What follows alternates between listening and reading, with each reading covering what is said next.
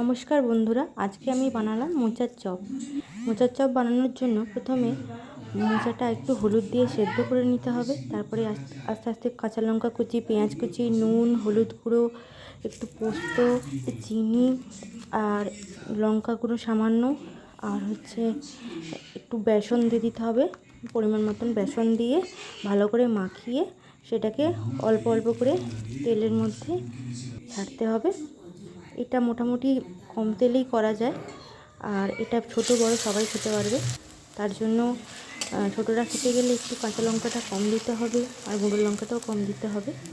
তো এটা একটু হলেও হেলদি, কেননা এতে মোচা আছে। তাই বন্ধুরা চটপট বানিয়ে ফেলুন এই মোচার চপ। এটা আপনারা চা, মুড়ি সবের সাথে খেতে পারবেন। এটা কিন্তু ভীষণ টেস্টি।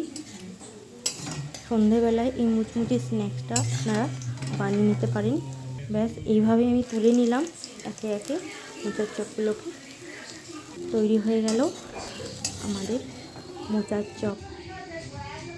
তো লাইক করুন, কমেন্ট করুন এবং সাবস্ক্রাইব করুন।